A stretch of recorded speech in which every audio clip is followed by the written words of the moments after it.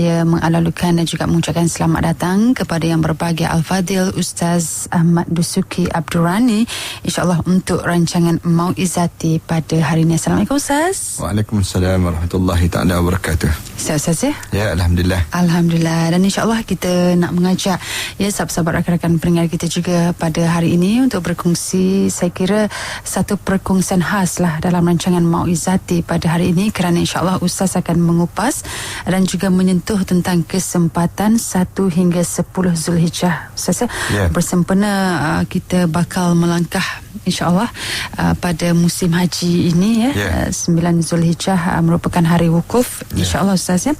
Dan kita sekarang pun berada dalam awal Zulhijjah, 10 Zulhijjah ini. Jadi sebagai mukadimahnya, silakan Ustaz. Terima kasih pada Puan Nik Hasnah dan juga para pendengar yang setia menunggu saat yang sebegini. Alhamdulillah wassalatu wassalamu ala Rasulillah wa ala alihi wa man walah wa ba'd. Alhamdulillah, kita mengaturkan rasa syukur yang tak terhingga pada Allah di atas nikmat kurniaan di mana Allah kurniakan pada kita berada pada masa-masa yang bernilai dalam hidup kita. Tapi sayangnya kadang-kadang kita tertinggal dan masyarakat kita tidak nampak betapa besarnya nilai kita berada pada 1 hingga 10 Zulhijjah yang kita sedang lalui sekarang ini. Kalau kita perhati, insya-Allah pada hari Isnin nanti kita akan menyambut Aidil Adha, satu acara yang disebut dengan hari raya yang besar dalam hidup orang Islam, iaitu hari raya Aidil Adha. Hari raya Aidil Adha ini kalau kita perhati betul-betul, kita akan dapati bahawa dia merupakan hari raya yang jauh lebih bernilai daripada Aidil Fitri. Kerana hari raya Aidil Adha Allah jadikan kita diminta supaya berhari raya dan kita sambut selama lebih kurang 4 hari, bermula daripada hari raya, kemudian lepas pada itu baki lagi pada hari-hari tasyrik tersebut.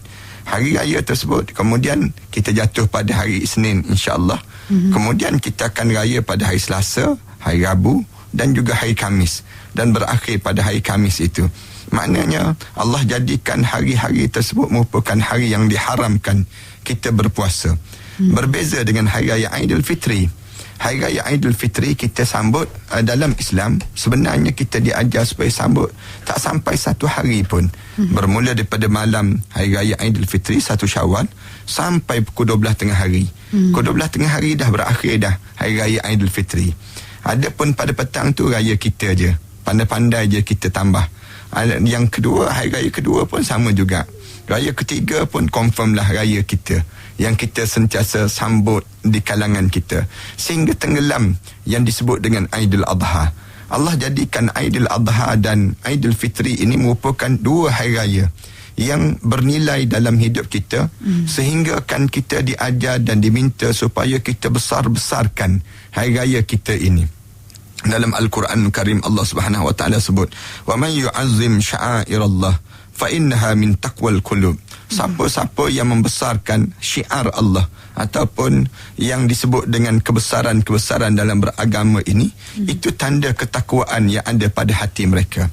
Allah jadikan sebelum daripada kita menyambut Aidil Fitri, Allah jadikan pada kita yang disebut dengan bulan Ramadan.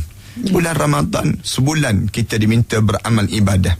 Kemudian sebelum Allah jadikan pada kita yang disebut dengan Aidil Adha, Allah jadikan 1 hingga 9 Zulhijjah ini merupakan masa-masa yang paling bernilai pada diri kita.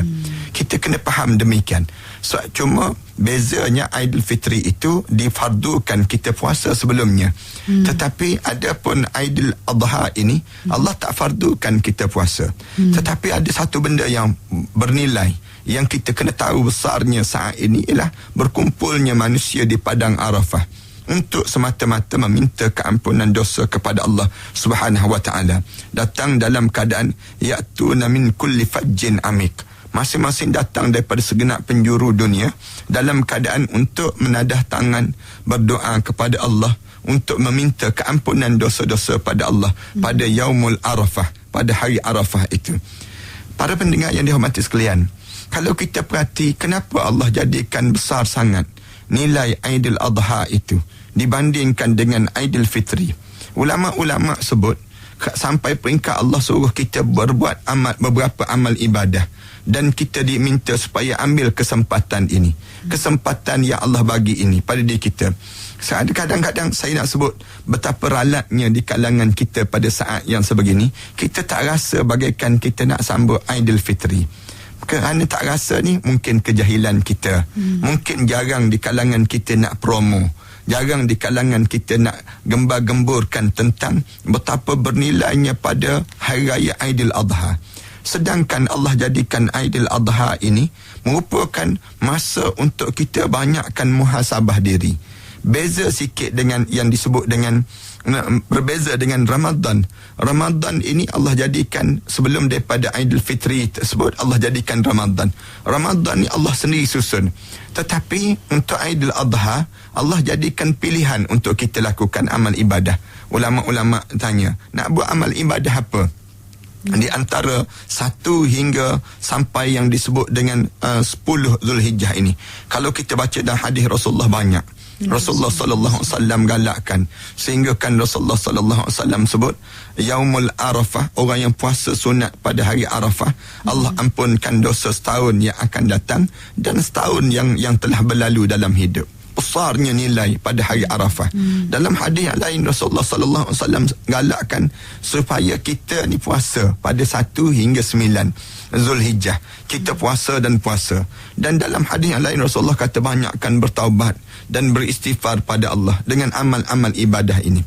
Kenapa para pendengar dan para penonton yang dihormati sekalian? Mengapa Allah jadikan untuk kita ni Aidil Adha? Jawabnya, masa kita diajar supaya kita belajar daripada apa yang telah dilalui oleh Nabi Muhammad sallallahu alaihi wasallam dan apa yang telah dilalui oleh Nabi Ibrahim alaihissalam. Dua orang ini merupakan orang yang kita sentiasa sebut dalam solat kita.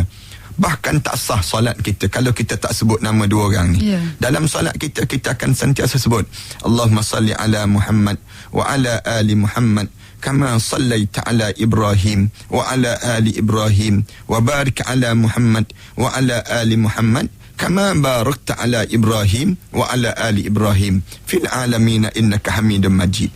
Tiap-tiap kali mana kita solat ada dua orang ni je Nabi yang kita sebut dalam solat kita. Kenapa? Jawabnya ulama-ulama kata di antara Nabi yang Allah jadikan kesempurnaan dalam ujian perjalanan hidup. Bila kita hidup atas dunia, kita akan melalui ujian-ujian yang sama juga yang telah dilalui oleh Nabi-Nabi ini. Nabi Ibrahim AS Allah jadikan ujian yang banyak dalam hidup. Allah Subhanahu wa taala sebut dalam Al-Quran, wa idzibtala Ibrahim rabbuhu bikalimat fa atammahun. Sesungguhnya kami telah jadikan Ibrahim ini beberapa ujian-ujian yang banyak, lalu dalam keadaan demikian dia berjaya untuk melalui ujian-ujian itu. Lepas pada dia melalui ujian itu, Allah Subhanahu wa taala mula sebut, qala inni ja'iluka lin-nasi imama. Wahai Ibrahim, kami akan jadikan kamu ni pemimpin kepada manusia. Lalu Nabi Ibrahim AS jawab, qala wa min zurriyati. Ya Allah, bukan sekadar yang disebut dengan aku saja ya Allah. Aku nak kepada zuriat aku sama ya Allah. Biar aku jadi pemimpin juga ya Allah. Lalu katanya Allah Subhanahu wa taala, qala la yanalu ahdiz zalimin. Aku tak masukkan di kalangan orang-orang yang melakukan zalim. Janji ini tak termasuk di kalangan penzalim-penzalim itu. Allah Subhanahu wa taala gambarkan demikian. Nabi Ibrahim AS ni nabi yang Allah jadikan ujian-ujian yang banyak. Maknanya dalam hidup kita ni jangan kita fikir kita aja yang kena melalui ujian. Dalam hidup kita, bila kita sebut kita orang yang beriman pada Allah, kita akan diuji dan diuji. Tak ada orang yang beriman pada Allah yang tidak diuji. Allah sebut dalam surah Al-Ankabut, misal contohnya. Allah cerita dalam surah Al-Ankabut, Alif Lam Mim. Ahasiban nasu an yutraku an yaqulu amanna wa hum la yuftanun wa laqad fatanna alladhina min qablihim fala ya'lamanna alladhina sadaqu wa la ya'lamanna al-kadhibin. Allah Subhanahu wa taala sebut Alif Lam Mim, manusia sahajalah yang mengetahui makna. Allah sahajalah yang mengetahui maknanya. Adakah manusia menyangka kami akan biarkan mereka menyebut kami telah beriman pada Allah, kami telah beriman pada Allah, sedangkan mereka belum lagi diuji oleh Allah. Dan sesungguhnya kami telah uji umat-umat sebelum daripada kamu dengan ujian-ujian dalam hidup ini, maka Allah tahulah siapa yang benar-benar beriman dan siapa yang dusta kepada Allah Subhanahu wa taala. Kita orang yang beriman ini, bila kita sebut asyhadu an la ilaha illallah wa asyhadu anna Muhammad Rasulullah, lihat saja ujian yang berlaku pada Nabi Ibrahim alaihissalam itu. Nabi Ibrahim AS diuji oleh Allah, ujian yang banyak. Kalau kita boleh senarai sedikit beberapa ujian-ujian yang Allah jadikan kemuncak yang disebut dengan Hari Raya Aidil Adha, yang kita diajar supaya kenang kebalik sejarah apa yang berlaku pada Nabi Ibrahim ini. Sampai peringkat kita kena, orang yang melaksanakan ibadah haji, sebahagian besarnya dia buat balik apa yang dibuat oleh Nabi Ibrahim AS. Ujian apa dalam hidup? Nabi Ibrahim diuji semenjak daripada kecil dengan ujian bapa yang dalam keadaan bapa yang tidak beriman pada Allah. Bapa yang buat berhala. Waktu mana kecil lagi Nabi Ibrahim diarahkan oleh bapa dia supaya meniagakan berhala-berhala ini. Nabi Ibrahim AS sebersalah di antara bapa dengan Allah. Nak buat macam mana? Akhirnya Nabi Ibrahim bawa berhala ini keliling kampung dia, pikul berhala ini sambil sebut pada penduduk kampung, wahai orang kampung, datanglah beli berhala yang bodoh kalau kamu bodoh, kata Nabi Ibrahim. Wahai orang kampung, datanglah beli berhala yang pekak kalau kamu pekak. Wahai orang kampung, datang beli berhala yang buta kalau kamu buta. Keliling kampung bawa berhala ini, bagi tahu pada penduduk kampung dalam keadaan yang bawa tersebut. Akhirnya bila balik saja ke rumah, ayah dia tanya, Ibrahim, berapa yang laku wahai Ibrahim? Nabi Ibrahim kata, tak ada satu pun yang laku apa. Kenapa tak ada yang laku pun? Kata Nabi Ibrahim, tak ada seorang pun penduduk kampung kita ni yang bodoh nak beli berhala yang bodoh ini. Nabi Ibrahim sebut demikian.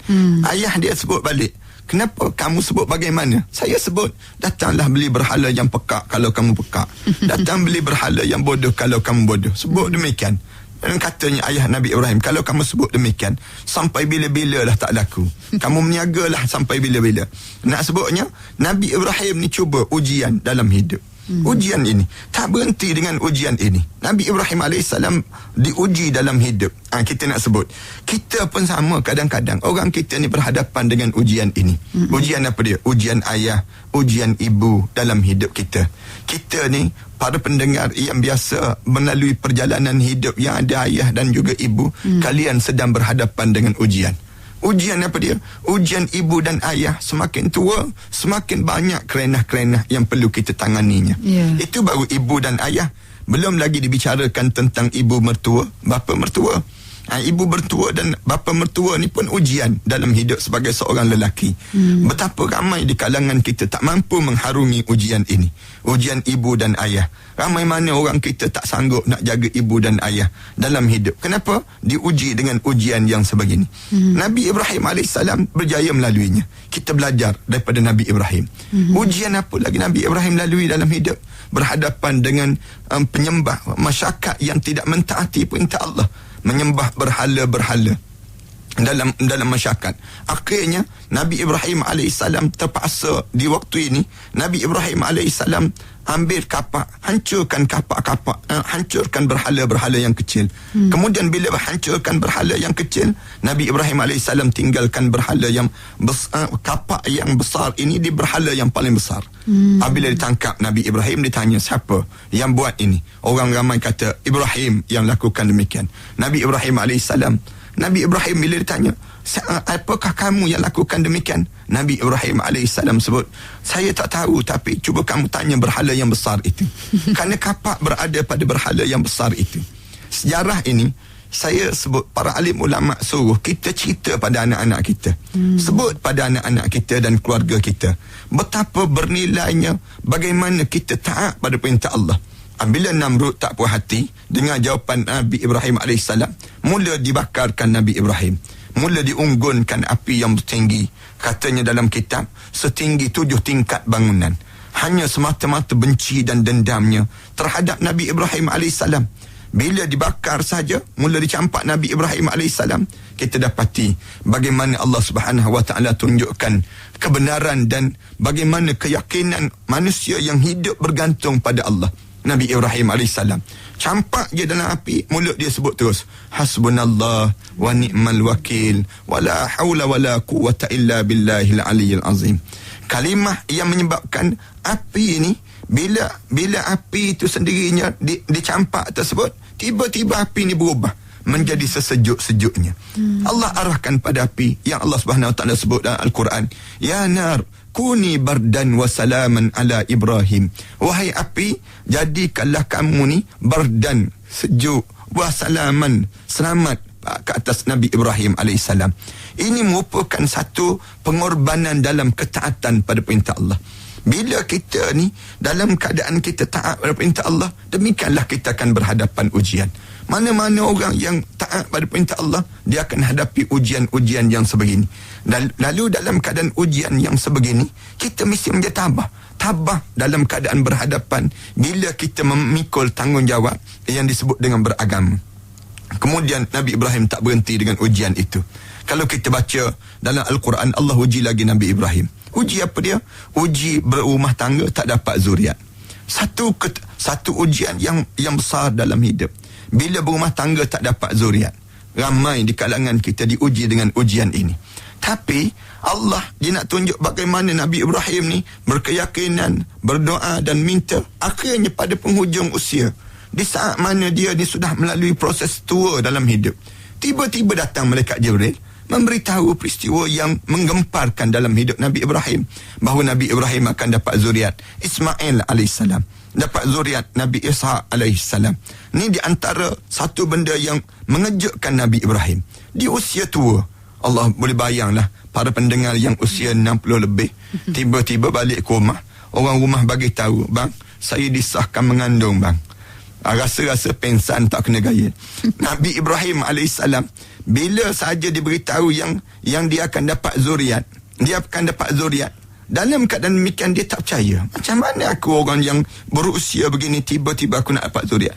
Tapi Allah, idza arada syai'an an yakula lahu kun fayakun. Allah ni, bila Allah nak buat sesuatu perkara, Allah kata jadi, maka jadilah. Satu kejadian yang hebat, ya Allah jadikan Nabi Ismail AS tak berhenti dapat zuriat. Ujian yang besar lagi, apa dia? Diarahkan oleh Allah supaya bawa isteri ini dan anak kecil ini ke satu tempat yang jauh daripada bumi Palestin.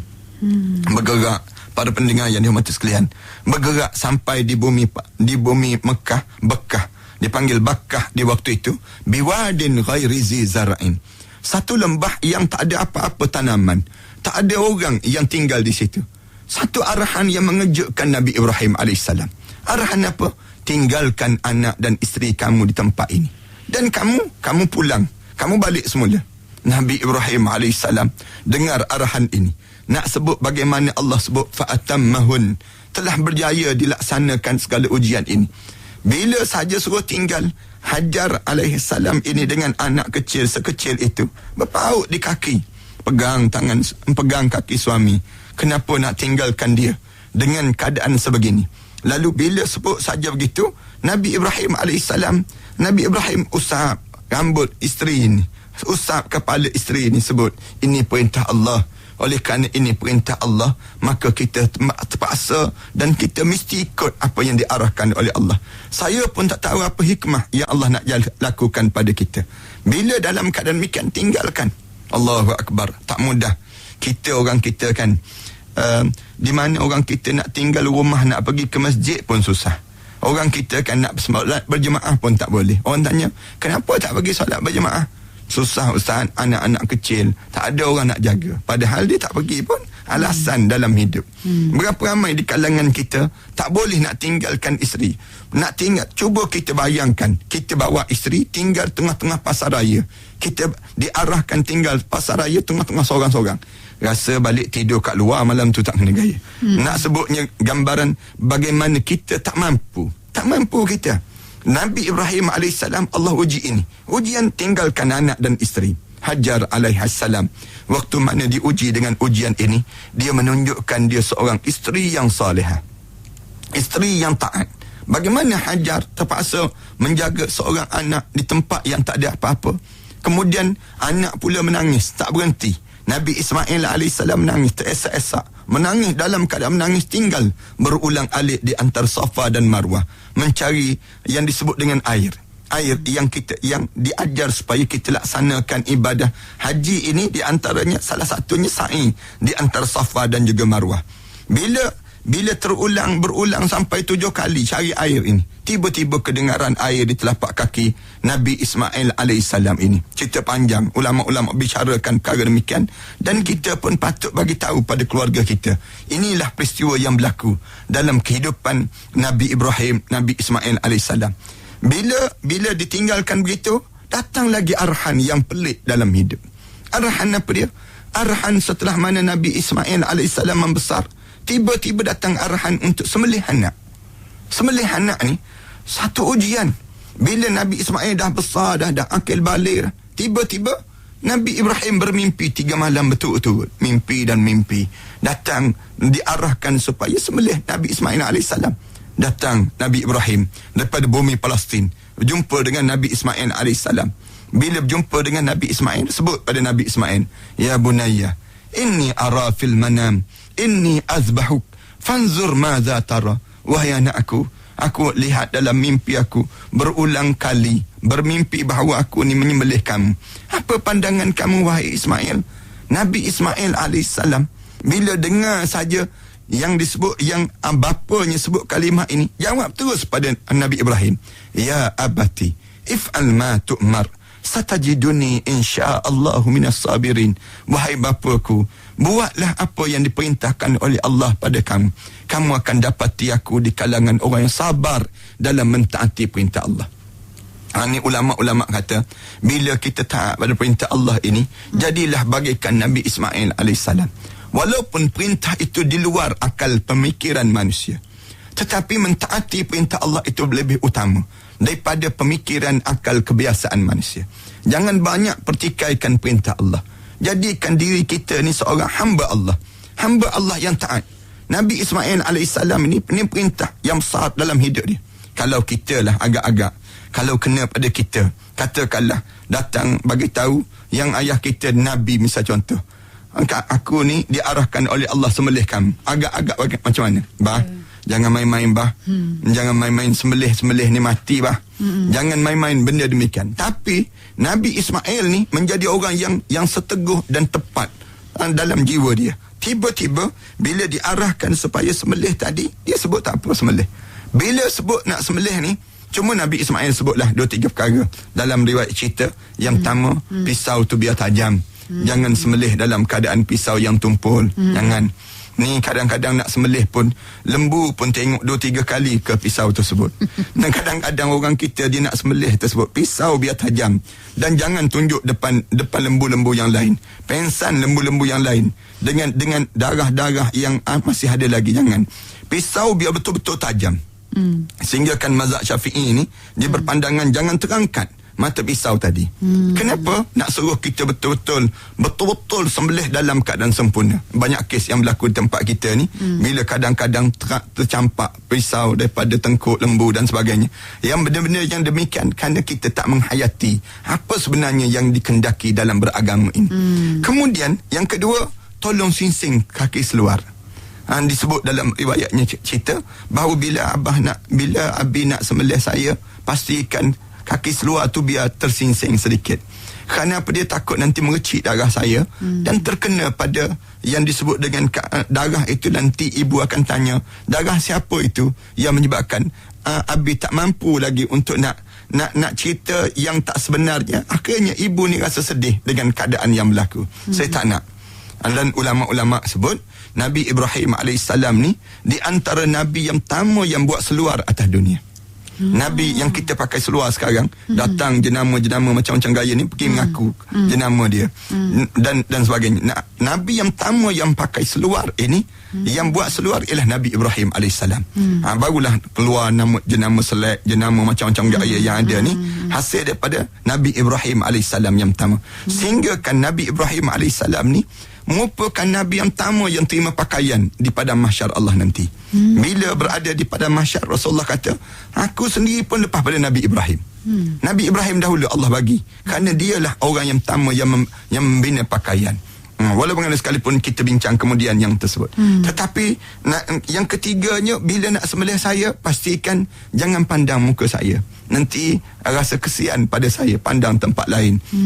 Bila Nabi Ibrahim AS mula bawa Nabi Ismail untuk nak disembelih ini, bila dalam perjalanan ini datang lagi ujian syaitan yang menyamar menjadi manusia, berulang kali memanggil Nabi Ibrahim AS. Panggil dan sebut, apakah kamu nak sembelih anak kamu? Nabi Ibrahim AS nak teguhkan jiwa dia, ambil batu kemudian baling. Bismillah, rajmus syayatin wa hizbuh. Dengan nama Allah, saya rejamkan syaitan dan segala puak-puak syaitan itu. Direjam sampai 7 biji ini yang dilakukan dalam jamrah. Tiap kali mana orang menunaikan haji, kita diajar supaya demikian. Cuma orang kita ni bila baling tu rasa nak marah sungguh, dengan payung-payung pun dia baling. Kadang-kadang benjol kawan sebelah sana. Kerana apa dia? Kerana balingan tadi. Jangan. Baling tu sekadar kita nak jadi simbolik saja. Simbolik terhadap balingan. Baling itu bismillah rajmus syayatin wa hizbuh. Baling dan baling pada yang disebut dengan hari-hari tasyrik ini. Ni nak sebutnya gambaran demikian. Sampai 3 kali. Ulama kata, bila kita nak buat benda yang disuruh oleh Allah, inilah gangguan. Inilah keadaan. Cuba kita perhati para pendengar yang dihormati sekalian. Tiap kali mana kita nak baca Quran je, mesti kita menguap. Kita nak buat benda yang disuruh oleh Allah, mesti kita jadi penat. Kita jadi penat terus. Ini ujian pada diri kita. Syaitan ni akan ganggu. Cuba kita solat. Para pendengar solat, bila kita mula solat je terus jadi khayal. Mula khayal. Masuk Giant, keluar Giant. Masuk Tesco, keluar Tesco. Kalau kita tak solat, mana kita khayal pun. Tapi bila kita solat, dah round je kita. Kerana apa dia? Kerana gangguan itu datang. Dalam hidup kita ni, gangguan itu akan berlaku. Siapa yang ganggu kita? Syaitan. Sebab tu kita diajar supaya sentiasa lazimkan mulut kita sebut a'udzubillahi minasyaitanirrajim. Ya Allah, lindungilah aku daripada kejahatan syaitan yang kena rejam itu. Perangai syaitan yang jadi layaknya untuk dilaknat itu. Nak gambarkan pada kitanya tentang betapa Nabi Ibrahim AS ini, bila sampai peringkat nak sembelih betul, letak saja pisau nak sembelih Nabi Ismail AS, lalu Allah sebut wafadainahu bizibhin azim. Lalu kami gantikan, nampak betul dah dia nak sembelih ni, letak je pisau, lalu kami gantikan dengan sembelihan yang besar yang disebut dengan yang dinamakan dengan kibas kambing dan sebagainya. Dan Rasulullah sallallahu alaihi wasallam, Rasulullah sallallahu alaihi wasallam kata, oleh kerana inilah yang menyebabkan kita diminta melakukan ibadah korban. Rasulullah kata, tak adalah ibadah yang lebih utama pada hari nahar kecuali ibadah menumpahkan darah binatang korban itu.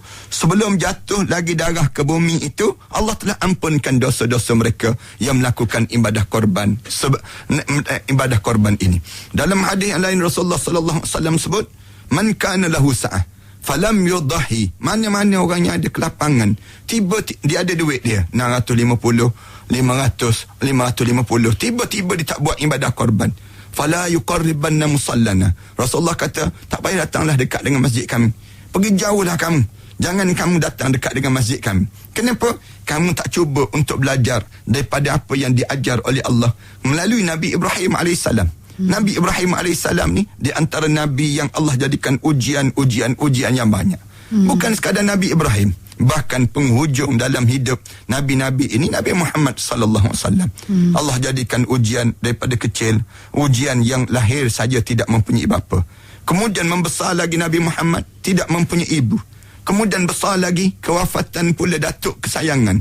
Besar lagi, membesar dengan seorang bapa saudara yang penuh dengan kesusahan dalam hidup. Kemudian apabila Nabi Muhammad berkahwin, berumah tangga dengan seorang perempuan yang lebih berusia daripada Nabi Muhammad sallallahu alaihi wasallam. Kemudian bila Rasulullah menjadi Nabi dan juga Rasul, Allah jadikan dalam hidup dia bebanan dan tekanan yang banyak dalam hidupnya. Sehingga kan sempit dada Rasulullah, tekanan yang banyak. Sampai peringkat Rasulullah sedih dalam hidup. Turun surah Al-Kahfi nak melapangkan dada Rasulullah sallallahu alaihi wasallam.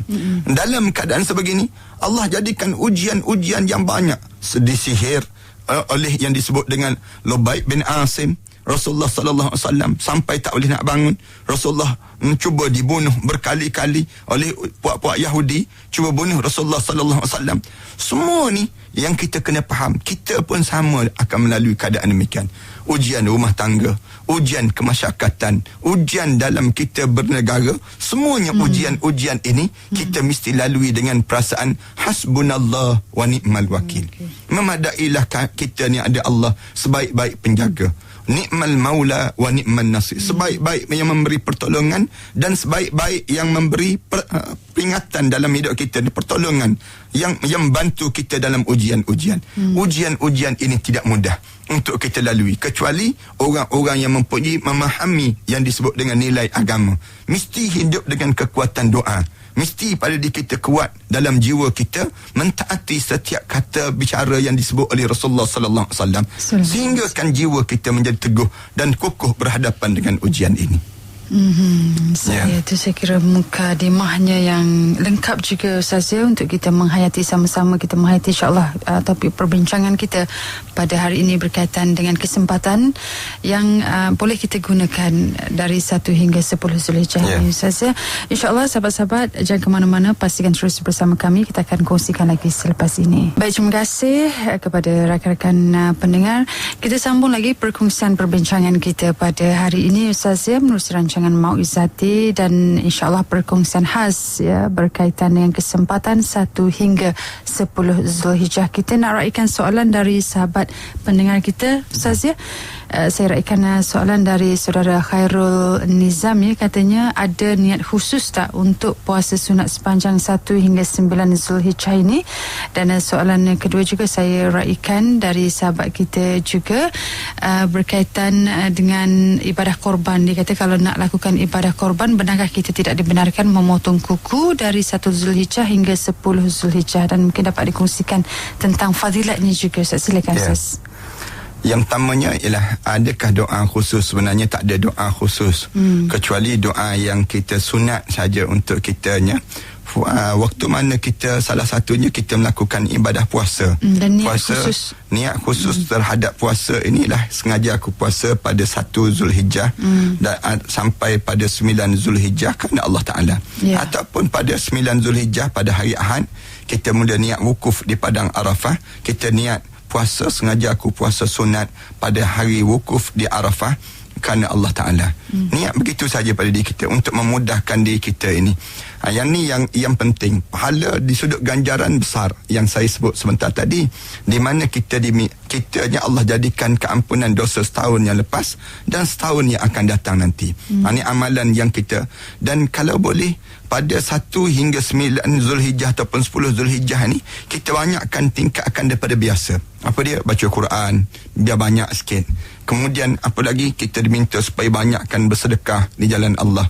Kemudian di antara amal ibadah yang kita boleh buat lagi ialah salah satunya ialah kita tidak memotongkan kuku kita dan misai kita ataupun janggut kita bagi mereka yang nak buat ibadah korban.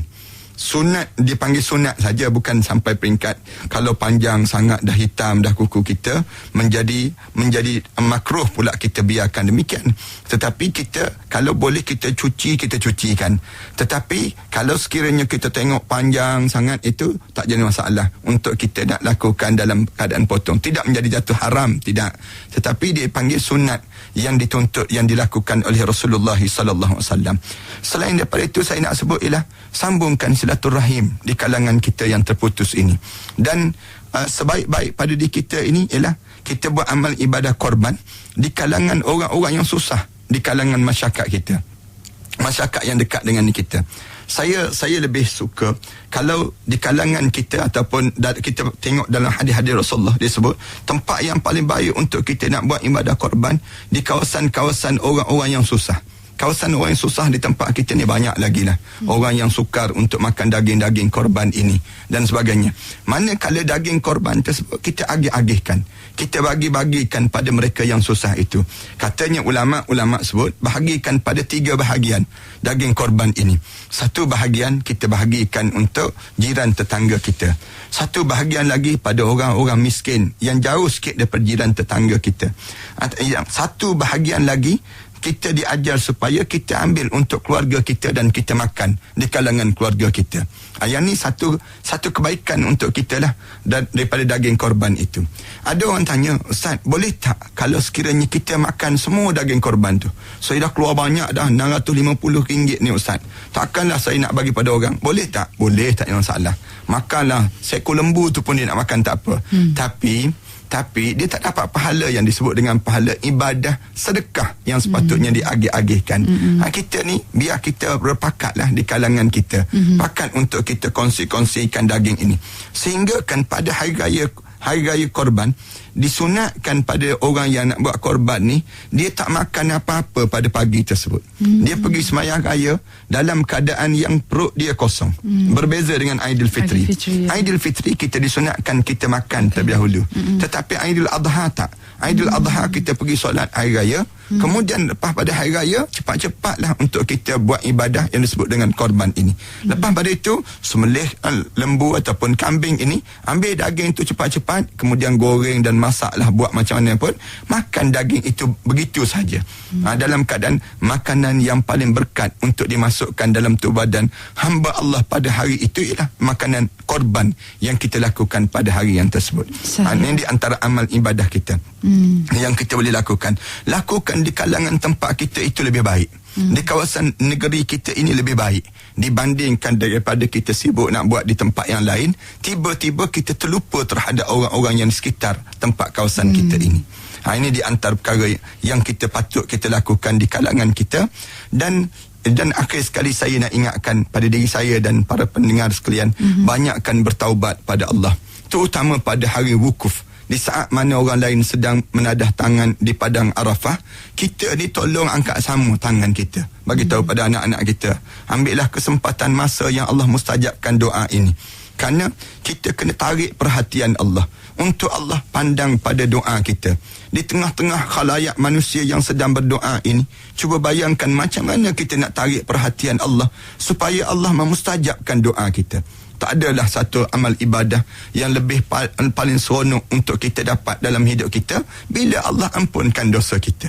Bila Allah ampunkan dosa kita, bagaimana Allah nak ampun dosa kita?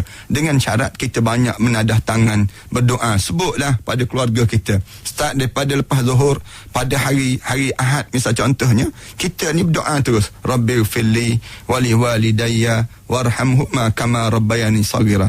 Kita walaupun saat di Mekah belum lagi, tapi di tempat kita ni dah sampai dah masa yang dipanggil masa-masa yang orang sedang wukuf di Arafah.